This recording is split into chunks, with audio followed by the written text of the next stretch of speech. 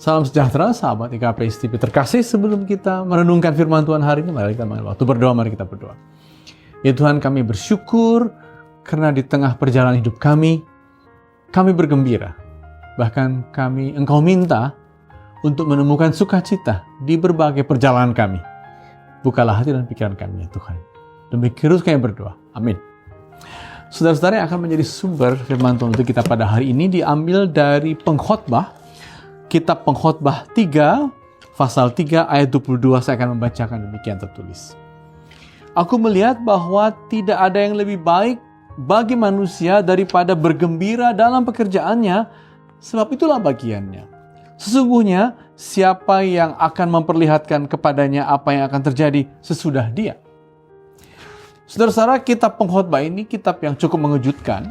Saat itu Israel bertemu dengan Sofia, maksudnya para pemikir hikmat dari Yunani, sehingga mereka ikut merenungkan masalah-masalah hidup secara filosofis. Tidak lagi merenungkan menurut sudut pandang iman semata, tapi dari sudut pandang filsafat, pemikiran.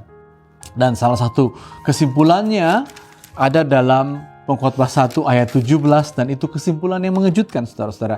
Dia mengatakan begini, aku telah membulatkan hatiku untuk memahami hikmat dan pengetahuan, kekonyolan dan kebodohan.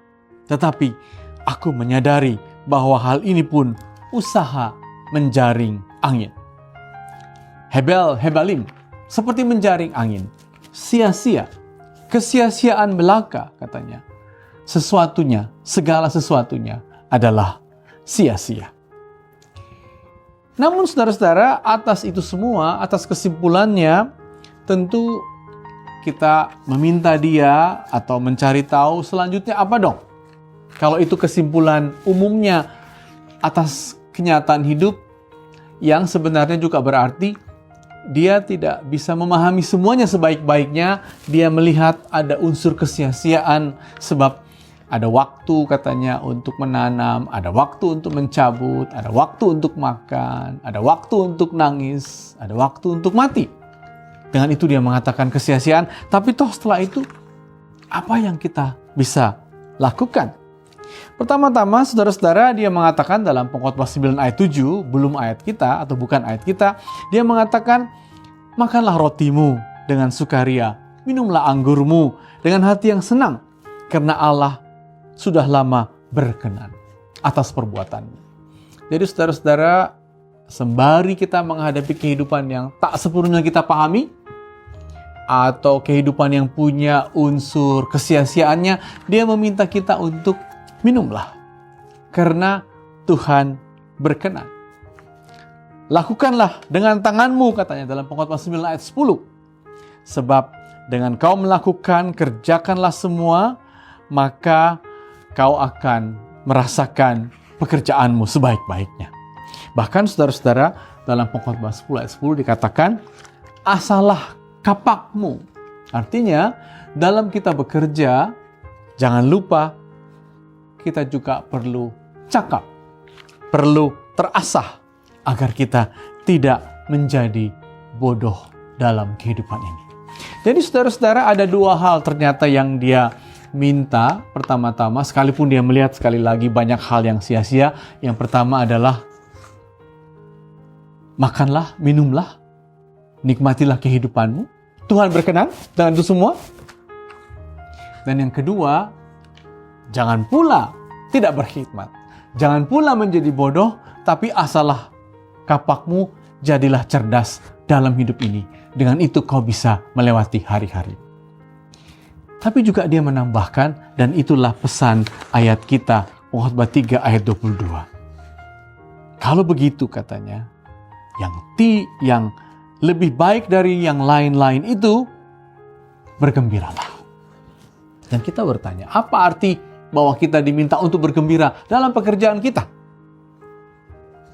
Pertama-tama saudara-saudara, dia meminta gembira, maksudnya agar kita hidup dalam pekerjaan kita atau sambil kita bekerja, hiduplah di masa sekarang.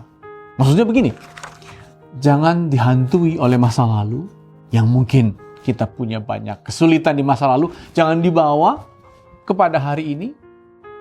Tapi juga jangan kita dicemaskan oleh masa depan. Nanti bagaimana, Tapi temukanlah harimu sebaik-baiknya sambil kau bekerja. Hayati setiap momenmu. Dengan itu, kita bergembira. Tapi juga yang kedua, saudara-saudara, bergembira apa artinya?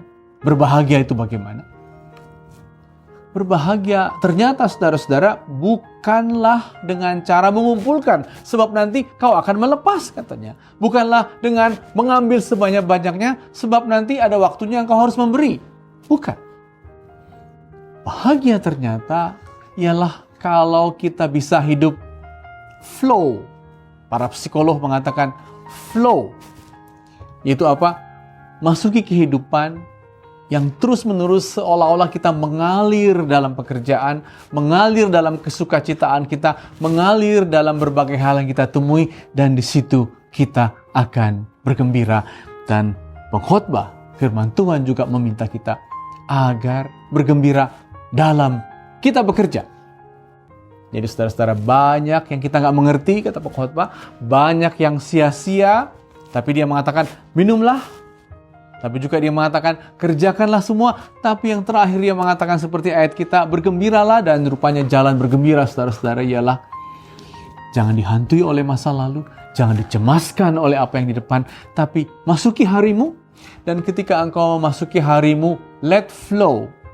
Biarlah mengalir engkau dengan seluruh sukacitamu.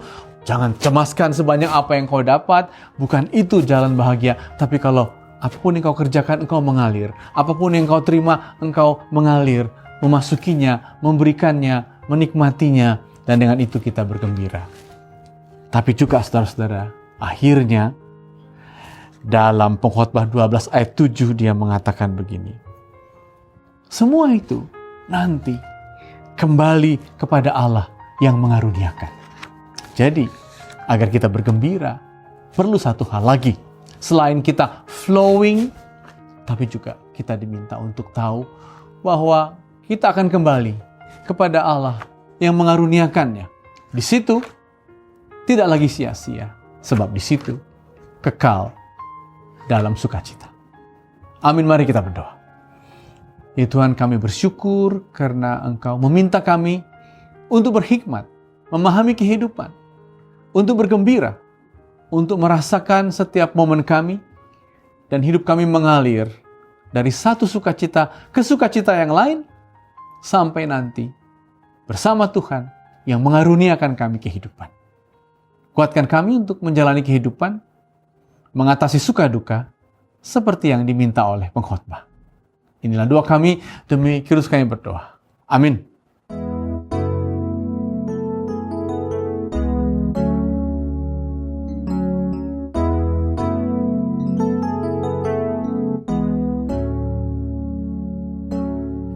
Yang telah lalu, mengarah pada tujuan, dengan mata memandang Tuhan Yesus,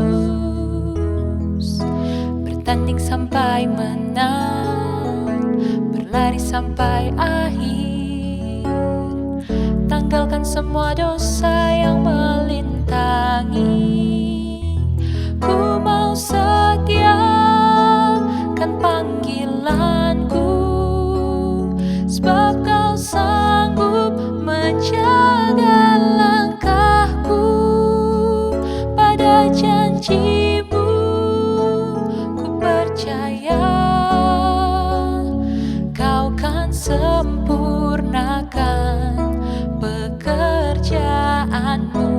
Ku mau setiakan panggilanku, sebab Kau sanggup menjaga langkahku. Pada janji-Mu ku percaya, Kau kan sempurnakan pekerjaan-Mu dalamku.